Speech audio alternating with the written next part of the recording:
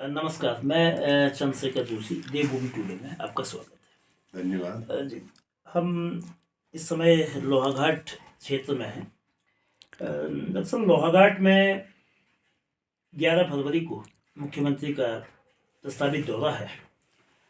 मुख्यमंत्री बनने के बाद ये सवाल बार बार लोगों के ज़हन में आ रहे थे कि 3 जून 2022 को पुष्कर सिंह धामी चंपावत विधानसभा क्षेत्र के प्रतिनिधि के रूप में भारी बहुमत से जीते थे और उसके बाद से 1 साल 8 महीना बीत चुका है, लेकिन लोहाघाट क्षेत्र का दौरा नहीं हुआ।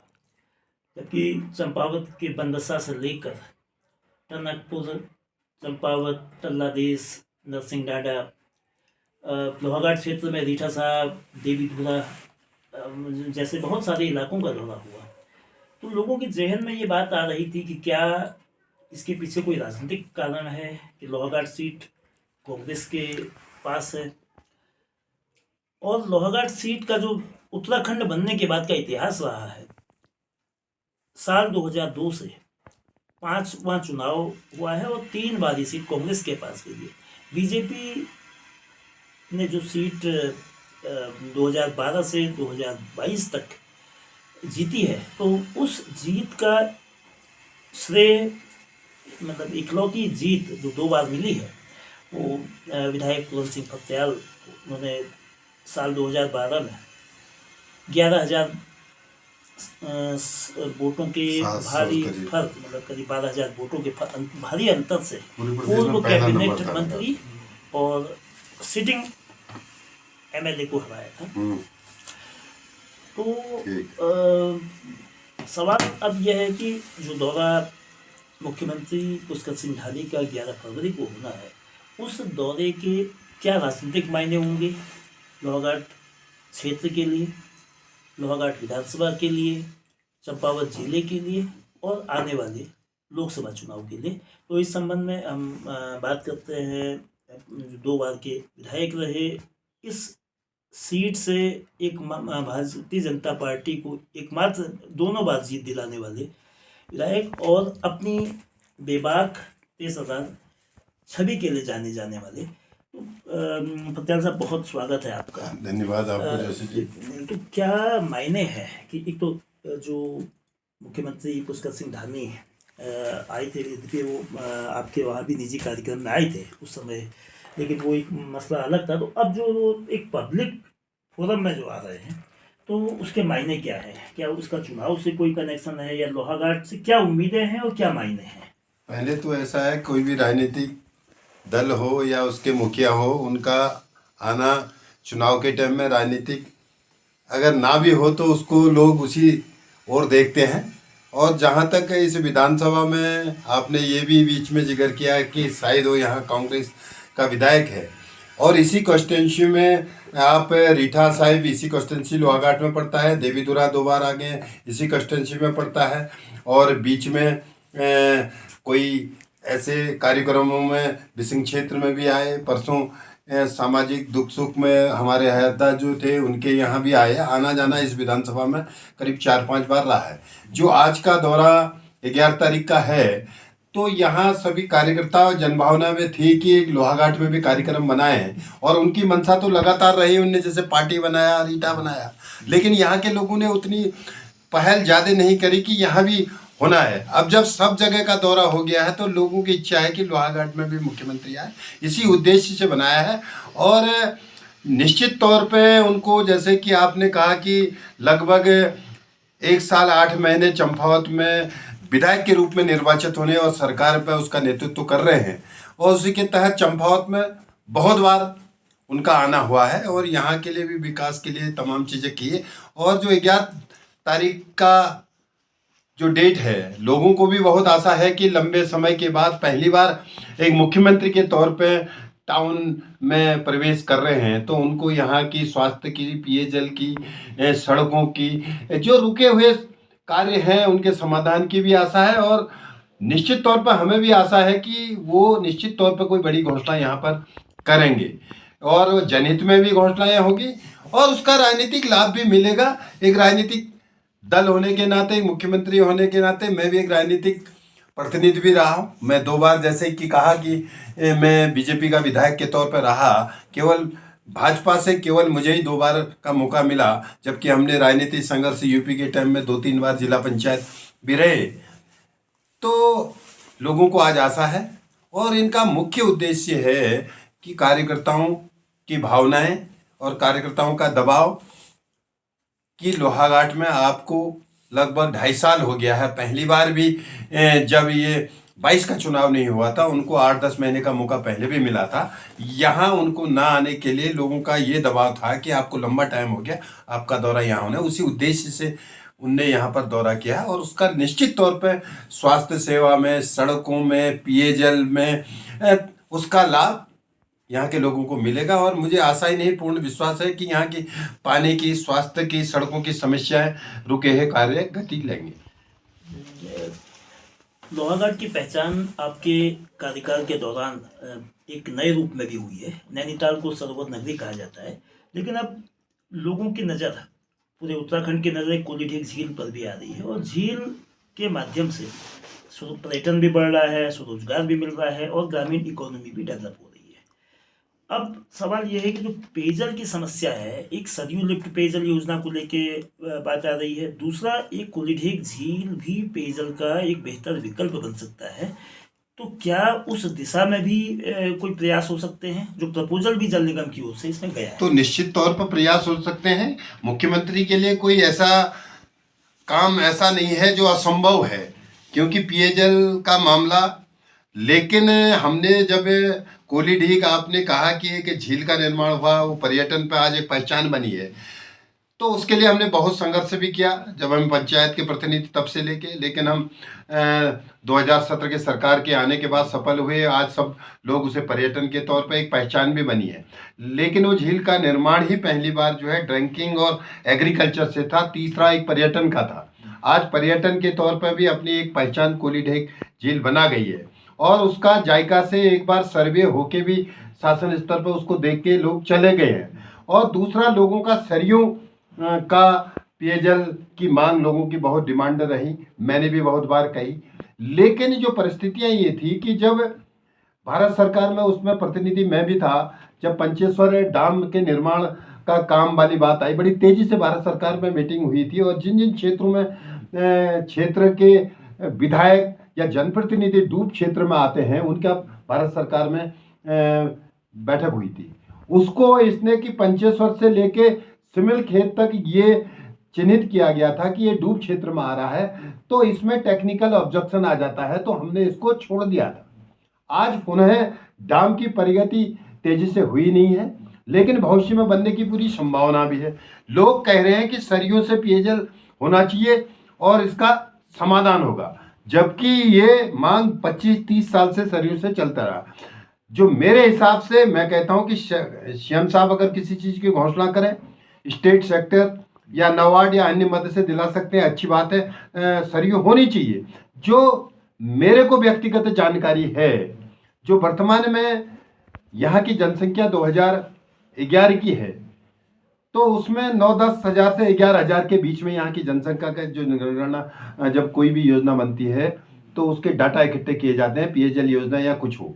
आज वर्तमान में उसका डाटा बढ़ाया गया है और वास्तव में जनसंख्या बढ़ भी चुकी है, लेकिन उसके बाद भी उसको फुलफिल कर रहा है या नहीं कर रहा है। जो जनसंख्या है, पर कैपिटा खर्चा कितना आएगा, कितनी इसमें लागत आएगी, ये सरकार पर निर्भर है। अगर सरकार उसका सरयू का अगर घोषणा करती है और पैसा देती है तो हम उसका स्वागत करेंगे। और जो कोलीढीक है, कोलीढीक से आसपास के छोटे गांव को पंपिंग वहां से हो जाए और बाकी पर्यटन के लिए पानी पर्याप्त में रखा जाए, ये भी हमारी मंशा है। ऑब्जेक्शन हमारे कोई नहीं है, और ऑप्शन हमारे दोनों हैं। भक्तियाल साहब, आपके 10 साल के विधायकी के कार्यकाल में बहुत सारे विकास कार्य हुए। पहले 5 साल आप विपक्ष में रहने के बाद भी, और फिर 5 साल आपने सरकार की पार्टी के प्रत्याशी के रूप में, प्रतिनिधि के रूप में। आपके वहाँ 13 किलोमीटर के अंतराल में 2 डिग्री कॉलेज खुले हैं, देवी गुना और पार्टी का। उत्तराखंड बनने के बाद चंपावत जिले का जो पहला स्पोर्ट्स स्टेडियम है वो लगभग पूरा होने को है, वो भी आपके कार्यकाल की बड़ी उपलब्धि रहा। अब तीसरी चीज़ जो नई आ रही है, जो स्पोर्ट्स जो गर्ल्स हॉस्टल बनने वाला की बात आ रही है, तो इसको क्या इस दौरे में मुख्यमंत्री जी के इस दौरे में उसको लेके कितनी संभावनाएं हैं, ये देखते हुए कि ज़मीन खेल विभाग को हस्तांतरित हो चुकी है, तो उससे पूरे प्रदेश का चूँकि गर्ल्स का है तो एक नई तरह की महिला सशक्तिकरण भी होगा, स्पोर्ट्स कल्चर भी बढ़ेगा और क्षेत्र की एक मोटिवेशन यहाँ की बच्चियों को भी मिलेगा। तो क्या आप उसमें देखते हैं? अब इसमें संभावना बहुत अच्छी संभावना है। जब खेल विभाग ने लैंड को हस्तांतरित कर दिया है और वर्तमान में मुख्यमंत्री जी 11 तारीख को आ रहे हैं और सरकार इसका प्रचार प्रसार भी कर रही है कि महिला हॉस्टल यहाँ पर भविष्य में अस्तित्व में आएगा, संभावना पूरी बनती है और इसका लाभ बिल्कुल उत्तराखंड के कुमाऊं के लोगों को ज़्यादा मिलेगा। मैं तो सौभाग्यशाली हूँ कि ये कॉन्स्टिट्यूंसी मेरी 2 बार विधानसभा की भी रही है और जिधर बन रहा 3 बार जिला पंचायत की भी रही है और इसमें संभावना पूरी बनती है। जबकि यहाँ स्टेडियम बन चुका है ऑलरेडी, वो स्टेडियम मैंने अपने बहुत प्रयासों के कारण आज पूर्ण स्थिति में है और सरकार इसके लिए पहल भी कर रही है। और जब जमीन हस्तांतरित हो जाती है तो ये पहली शुरुआत, हमने पहला एग्जाम एक हिसाब से प्री पास कर लिया है समझ लो। और बाकी सरकार की मंशा भी अच्छी है, अगर सरकार की मंशा तेजी होगी तो जल्दी पैसा भी रिलीज होगा और कहने का मतलब है कि ये आगे को शुरू भी जल्दी होगा। एक इस समय उत्तराखंड 2025 तक नशा मुक्त उत्तराखंड बनाने की बात हो रही है, तो चूंकि नशे को लेकर, जो नशे की मुखालफत को लेके, नशे के खिलाफ अभियान चलाने, आंदोलन चलाने का आपका एक बड़ा इतिहास रहा है। आप विधायक बनने से पहले जिला पंचायत सदस्य के रूप में भी पूरे इलाके क्षेत्र में आपने इस अभियान को गांव-गांव तक पहुंचाया, महिला मंगल दल से लेकर युवक मंगल दल और ग्रामीण। तो अब इस अभियान जो इस समय चूँकि चंपावत जिले और पूरे प्रदेश में नशे के कारोबार में भी बहुत बढ़ोतरी हुई है, मतलब अवैध कारोबार चूँकि नशे का होता है और नशाखोरों की भी तादाद बढ़ी है। तो इन परिस्थितियों में 2025 तक कैसे मतलब नशा मुक्त उत्तराखंड बनेगा, इसको लेकर जो सरकार कर रही है, जो और क्या किया जाना चाहिए? तो सरकार तो पूरी पहल कर रही है, लेकिन मैं अपना व्यक्तिगत, मेरी एक राय भी है और मैं व्यक्तिगत इतना आश्वस्त नहीं हूँ कि 25 तक की नशा मुक्ति है। जो वर्तमान परिस्थितियां हैं, बल्कि नशा की प्रवृत्ति और नशे का बाजार बहुत ज़्यादा बड़ा है। जो 10 साल पहले था या 20 साल पहले था, उससे भी कई गुना अब नई नई चीज़ें यहाँ आ गई, स्मैक जैसी चीज़ें आ गई, अफीम जैसी चीज़ जो पहाड़ में हमने कभी सुना नहीं था। और सरकार निश्चित तौर पर उसको पकड़ने का, पाबंदी लगाने का तमाम प्रयास कर रही है। आज ये कहने का मतलब है नॉर्कोटिक में भी तमाम ऐसे ऐसे किलो के हिसाब से, कुंटलों के हिसाब से मटेरियल बरामद हो रहा है। तो एक बाजार जैसा लोगों ने बना दिया है और इसमें बहुत सख्ताई से और इच्छा शक्ति से इसमें काम करने की जरूरत है। केवल प्रचार प्रसार करके, कानून बनाने से कुछ नहीं होगा। और बाकी जनता में भी एक जागरूकता होनी चाहिए। हर घर का नागरिक और वहाँ का जो वारिस है, जिम्मेदार, वो अपने परिवार को खुद संभाले, उससे दूरी रखने के लिए, तभी ये चीज़ संभव है। सरकार कितना भी प्रयास करे, ये चीज़ संभव नहीं है। हर व्यक्ति अपने घर से अगर इस चीज़ का कंट्रोल करे, नशे से अपने बच्चों को दूर रखे, उसकी शिक्षा इस टाइप का था, उस टाइप का वातावरण बनाए, तभी ये संभव है। क्योंकि मैंने 10 साल तक शराब आंदोलन बहुत यूपी के टाइम पे किया और जो हमारे गांव में, ग्रामीण क्षेत्र में नौसादर की दारू बनी थी, हम उस पर सक्सेस हुए। आज 100% कहीं भी नौसादर की शराब जो अवैध वगैरह होती है, जिससे बच्चे गलत नशा करके अपने फेफड़े को खराब करते थे, वो हमने पूर्ण प्रतिबंधन किया। उसमें पूरा महिलाओं का सहयोग रहा, उससे हम सफलता। लेकिन आज दूसरे नशे और आगे को बढ़ चुके हैं, ये बहुत चिंता का विषय है। कल यानी कि सोमवार 5 तारीख से 5 फरवरी से उत्तराखंड के विधानसभा का सत्र होगा और इस सत्र में बजट की भी उम्मीद है। साथ में जो यूनिफॉर्म सिविल कोड 6 तारीख परसों मंगलवार को लाने की उम्मीद है कि शायद कैबिनेट की चर्चा के बाद एक होगी, उस पर क्या होगा। दूसरा, कुछ संगठन उत्तराखंड में मूल निवास और भू कानून को लेकर भी बात कर रहे हैं। उनका ये मानना है कि युवाओं में रोजगार ना मतलब मिलने में जो कमी आ रही है और पलायन की जो तेज़ी हो रही है गाँव और छोटे शहरों से, तो उसमें जो देश के बाहर के लोगों को स्थायी निवास, स्थायी नागरिकता की वजह से जो नौकरियां दी जा रही हैं, खासतौर पर समूह को छोटी नौकरियां जो है, तो इसको लेकर वो कानून लागू किया जाए और मूल निवास की अनिवार्यता हो। तो इन तीनों को लेके यूसीसी आने वाला है और ये 2 मसलों को लेके अब जैसे यूसीसी का तो मेरा अपना व्यक्तिगत राय यह है कि यूसीसी अपने आप में एक अच्छी चीज़ है, वो सेंट्रल से पूरे स्टेटों में लागू होनी चाहिए। और हम इसलिए एक पहल समझो, या हमें अपने मुख्यमंत्री जी की पहल कहेंगे कि एक अच्छी दिशा पे वो जा रहे हैं, अगर उत्तराखंड से शुरुआत कर रहे हैं। लेकिन ये काफ़ी नहीं होगी जब तक इसे सेंट्रल से पूरा केंद्र से इसको पास किया जाए और हर राज्य इसको लागू करें। नहीं तो यहाँ उत्तराखंड में कुछ कानून होगा, पंजाब में कुछ होगा, हरियाणा में कुछ होगा, स्टेटों में इसकी जब भिन्नता होगी तो उसका लाभ नहीं मिलेगा। ये शुरुआत अच्छी है कि मुख्यमंत्री जी ने उत्तराखंड एक छोटे प्रदेश से अगर ये काम कर रहे हैं यूसीसी सामान्य नागरिकता, इसका हम स्वागत करते हैं। और दूसरी बात, जो भू कानून की बात आई, लागू के रोजगार की बात आई, इसमें कानून पहाड़ के लोगों के पक्ष में तमाम चीज़ें होनी चाहिए। कम से कम 90% हर चीज़ में पक्ष पहाड़ का होना चाहिए। जब हमारा उत्तराखंड राज्य बना था तो हमने कहा कि जितने भी उद्योगपति अगर बाहर के आएंगे तो उसका 70% रोजगार यहाँ के युवाओं को है। जब हमने कई बार हमारे लोगों ने, हमने संयुक्त मिलकर जब उत्तराखंड में बात आई रोजगार की, तो हमारे पहाड़ के लोगों को 10% भी रोजगार, तराई में, हरिद्वार में, कहीं पर भी इंडस्ट्रीज में हमारे लोगों को रोजगार नहीं मिला। ये बहुत चिंता, ये आंकड़ों की बाजीगरी होगी। इसके लिए सरकार को सख्ताई से कानून बनाना पड़ेगा, भू कानून हो, ये हो, जिससे कि पहाड़ के लोगों के हकों को न मारा जाए। ये नहीं कि ऐसे कानून से बाहर के लोगों का प्रयास हो और पहाड़ के लोगों का प्लान और बढ़े। आज हम जिम्मेदार भी हैं कहीं पर। हर व्यक्ति 20 साल में हमने जो राज्य की लड़ाई लड़ी थी, तो हमने जब लड़ा था कि उत्तराखंड से यहाँ का सब लोग यहाँ के होंगे।